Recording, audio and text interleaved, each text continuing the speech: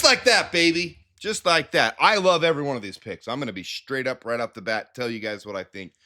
I love all these picks. We're learning Colston Loveland was very, very high on the Bears board, potentially, from what we're hearing in the rumor mill. Number 2 overall on the Bears big board. Number 2 behind Travis Hunter. That is so freaking high on the Bears big board. And we got him with the 10th overall pick. Now, those who were with me yesterday live saw my reaction to Luther Burden III, but Carl and I had just talked about him a couple weeks before. We talked about how Ted McMillan was probably a little reach because of his ability to look like Odell Beckham and grab those balls with one hand. Who freaking cares? We got Rome Odunze with contested catches. Luther Burden III, just a year and a couple months prior, in the middle of the 2024 season, was projected by many analysts to go number 1. Not number 1 wide receiver, number 1 overall in the 2025 class. With quarterbacks, defensive ends, other players on the board, they projected Luther Burden III to be the number 1 overall player. And we just got him at number 39. There's not character concerns. In fact, there's so many there's so many people raving about him being high character. Now, if you watched the press conference with him yesterday, some people, he looks like he has an attitude. He looks like, he's got a chip on his shoulder, is what that is. He's got a chip on his shoulder, and I like it. You look at the character concerns, there's no character concerns. Okay, that's the thing. This kid, he's got his girlfriend. They were out on the football field when he didn't get drafted on night 1. She's putting balls in the jugs machine. He's catching balls off the... I don't want to bash on any of our current players, but Tyler Scott, maybe you should have got out there and grabbed the jugs machine anymore, because your job, you're out of here, buddy. Your job's in jeopardy. If you want any shot of making this team, you're going to have to beat out a vet. You're going to have to beat out Olamide Zaccheaus. You're going to have to beat out Devin Duvernay, who you're not beating out because he's going to be returning punts, man. You've got some work cut out for you here, buddy, Tyler Scott. If there was ever a fire that never ever needed to be lit under you, I don't hate Tyler Scott. He's done nothing for this team. So bringing in a potential top of the first round type player who fell because his team performed crappy. They asked him about it. They said, how did that lack of production happen? He said, opportunity. He was humble about it. A lot of people thought from the press conference he was too short. His job is not to entertain us. Here we are now. Entertain us. It's not what his job is. His job is to perform on the football field. And I think he handled his drop from, before this draft, he was projected around 15 to 20. I think he handled that drop from the late first round into number 39 very well. Now, what I love it, maniacal, sadistic side of me, Matthew Golden, to me, is not a first-round wide receiver. I said that before the Packers took him. I said that before the draft. I thought that the Packers were going to take Luther Burden at 23, and I was actually pissed about it. They took Matthew Golden, who's a wide receiver 2. They took their 5th wide receiver 2, and who may end up being 5th on their wide receiver depth chart in the first round. Thank you, Packers. Go, Pack, go. Go. Now, nobody cut that little section out there and quote me on that. Jeez, man, you guys are mean with this. I'm just teasing. The Packers, though, took Matthew Golden, who is a speedy wide receiver who can't separate. Luther Burden separates. Luther Burden has loose hips. Luther Burden has yak ability like crazy. You get the ball in his hand, and just, if you haven't watched him, think DJ Moore. Think young, early 20s. I think he's 22. Don't quote me on that. Early 20s, ball in his hand, yak monster. That's what he is. Ozzy Trapito, huge upside. I wouldn't expect him to start day 1, but hey, this kid sounds motivated. He sounds like he's revved up and wants to get on the football field any way possible. And I'm not gonna undercut this kid.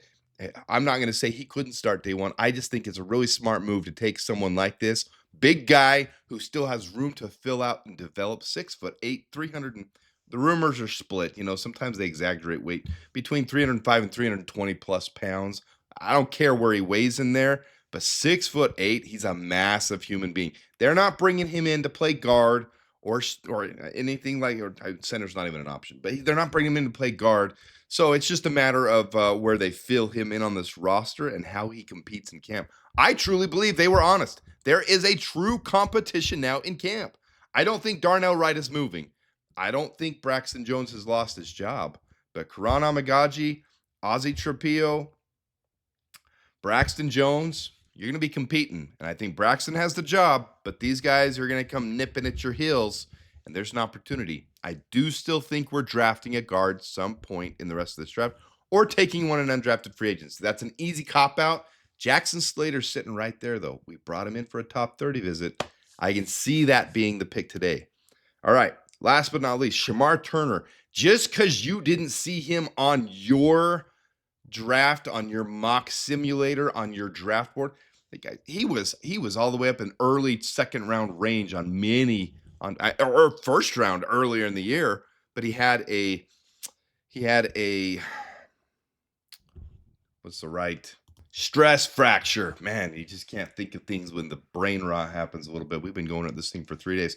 So his draft stock fell a little bit after he withdrew from the Senior Bowl. Because of that, draft stock starts taking down a little bit. Guys, this is a great prospect. He put on weight to move into defensive tackle. I have no clue where they're going to use Shamar Turner. I know Dennis Allen had his hands in this one. You can see the hands they each had in this. They needed offensive linemen. Antoine Randall, in that war room, he was pumped. He was psyched up. So he had to be pounding the table for Luther Burden. I mean, he's obviously on the Bears big board. They talked about it and said he was the top. They made it sound in the press conference last night that he was the only one at the very top of the big board anymore. So they clearly saw him as a high prospect when other teams were letting him slide. And even the analysts on NFL Network and ESPN were saying there's probably going to go a run on wide receivers this morning at the beginning of day 2 because of how many high prospects there are. Well, at 39, Luther Burden fell to the Bears. Shamar Turner, Dennis Allen had his hand in this pick.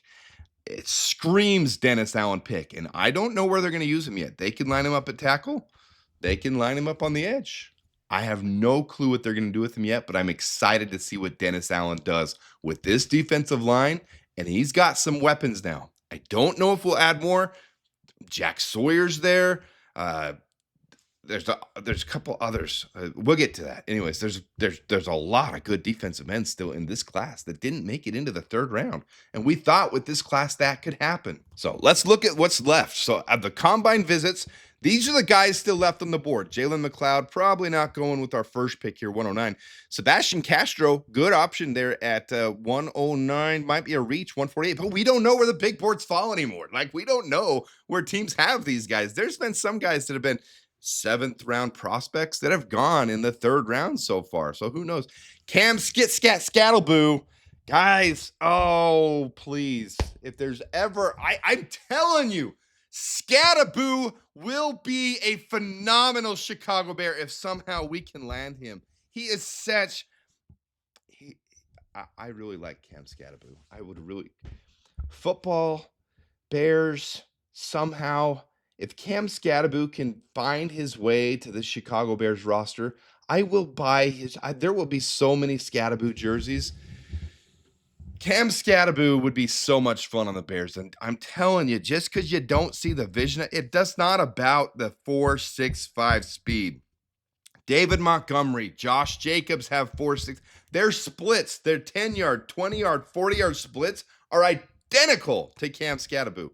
He freaking breaks tackles and makes people look silly nonstop. This is just from the biggest game of his career against Texas. They didn't win it, but man, he played a pivotal part in that game. And yes, this is him throwing the ball right there. He's so versatile. And it's not about a running back being able to throw the ball. It's about his mentality and his attitude. He runs people over more than Ashton Jeanty. No, I didn't stutter. Ashton Jeanty in the Mountain West Conference did not face the same level of people Cam Scattleboo did. And Cam Scattleboo, out of any Power 4, this is him receiving right here, out of any Power 4 running back, had more broken tackles and ran guys over more. I want Cam Scattleboo on the Bears. I might go live just to manifest Cam Scattleboo to the Bears. Anyways, bottom here, you can see Hayden Connor, offensive lineman from Texas, Seth McLaughlin, Jonah Monheim, and Kane Madrano still options there from the top 60 visits at the combine. Here's the combine. Here's the top 30 visits left, and you see up there right above me in the white, those are the ones that are top 30 visits that were mid day 3 prospects that the Bears brought in. So Brashard Smith, Jordan Hancock, defensive back out of Ohio State, and Jackson Slater, who I kind of feel like is gonna be that pick at 109. I just got a gut feeling they're not gonna go with my Skit Scattleboo, and they're going to go with Jackson Slater. So I don't know. I'm really intrigued. This today is almost as big, and it's not. I mean, round 1, round 2, and round 3 picks. We didn't have. Hey, we didn't have a round 3 pick. There's one way to mitigate your loss there, Ryan Poles. If you don't have a round 3 pick, you can't screw it up, can you? He's not had historically good success with the 3rd round pick. So getting rid of a 3rd round pick and trading up for a 2nd round pick is one way to mitigate that loss. That's pretty funny. Jackson Slater, this is going to be these 2 picks at 109 and 148. They're more impactful than a normal 109 and 148 picks. And then undrafted free agency is going to be huge at the end of today, guys. These are going to be big. So I'm going to post these on Twitter so we can. I've already posted this one. Take me off. Let's show some love to our 1st round pick, number 10 overall, Colston Loveland. Put some comments down there if you love Colston Loveland. Make sure you show some love to Colston Loveland. There's Luther Burden III. Show some love to Luther. Let me know which one of these picks is your favorite. 39th overall, we picked Luther Burden III, and then we had the trade. That's the details of the trade for those of you who haven't seen it. We traded 241, 372, and basically peanuts. 7,240 is nothing. I mean, I've said this before on this channel. When you're trading that 7th round pick, 6th round, those are darts those are nothing. I mean, I'm not saying the player pick there is nothing, but it's like an undrafted free agent. You're basically, whoever we pick at 233 was on the verge of being an undrafted free agent. You can take that person and say, all right, we got him ahead of everybody else. He has no choice where to go. That's the difference. Undrafted free agents have a choice on where they go. Pick 233, 240, they don't, and that makes it sound weird when you say it that way, but having 256, 262 in this draft and 4 109, much more valuable. I would rather have 4 109 than 7 240. 100% I would rather have that scenario. All right, then at 256, we picked Ozzie Trapillo. Show some love to Ozzie Trapillo. I think fans are going to really love him when they see him on the football field. I will straight up, I got no clue who is going to start at left tackle now. No freaking clue. It's got to be Braxton Jones to start the year if he's healthy, but we don't know if he's healthy. If he's healthy, it's got to be Braxton Jones, but I wouldn't be shocked if Ozzie is going to get some reps to start the year there, or if Karan has come along. They say Karan is working his butt off right now. I honestly have no clue. We'll see how that one unfolds. It'll be one of the stories of camp for sure. And then we traded in, very end of the 2nd round, Shamar Turner. And this is a very good pick. Just because we didn't see it doesn't mean it wasn't a good pick. They said in the press conference, they had him on their board for a long time. They really liked Shamar Turner. All right, so let's run through this sucker real quick and wrap this up. The draft is very soon. It's within an hour. So let's wrap this sucker up. Here is your updated top 90-man roster. It's the 90-man roster that we'd head into camp with. Now we have 76. We'll add 3 more today, and then a slew of undrafted free agents who they've already got ready and lined up on the hook to see who they can call right when it's over with. So here's your updated 90-man roster. We've got 14 more to add, 3 draft picks at least today, and then undrafted free agency. This will look very different tomorrow. So yes, I will have something for you late tonight or first thing tomorrow, and I'm going to go in more depth on each of these prospects that we've picked, guys. I just don't have the time right now. We were live for 5 hours yesterday, so it's been a whirlwind.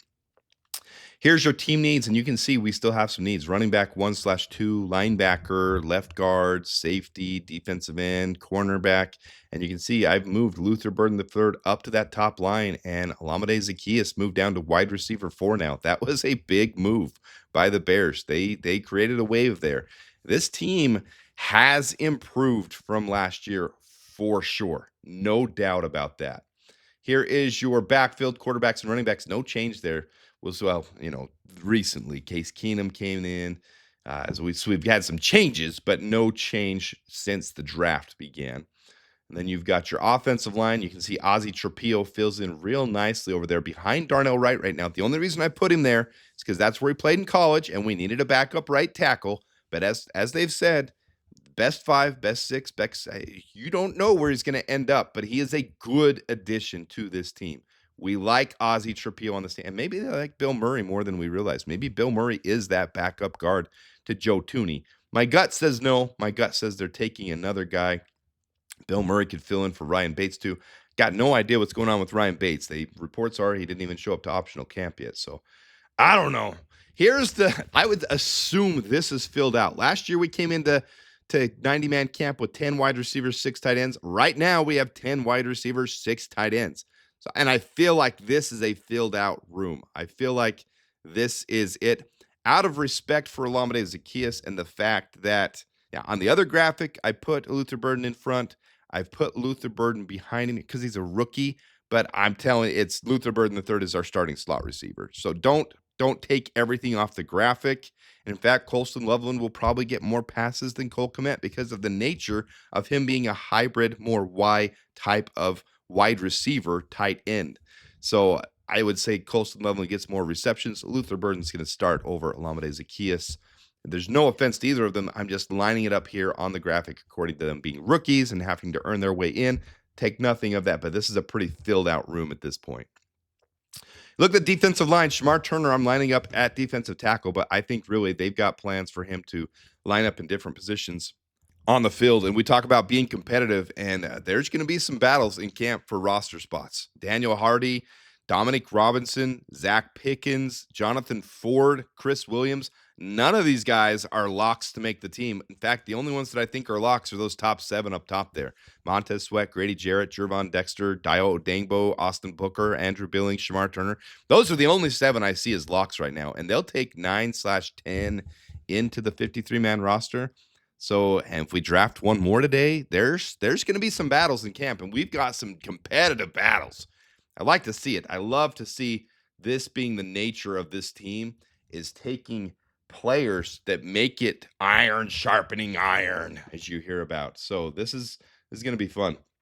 Linebackers and nickels, you'd expect us to add one today, and then the same with corners and safeties. We haven't taken one yet. We don't have to take one. We've added Nick McLeod, we've added Nashawn Wright and Sean Wade. They could be competing for that back because our main ones, Jalen Johnson, Tyreek Stevenson, Terrell Smith, that's your core. Those are the guys that you're going to play most of the time. Your safeties, the only problem there is all 4 of them are up after this year. All of their contracts are over after this year. So that's why you kind of want to take a safety. I was hoping for Xavier Watts to keep falling.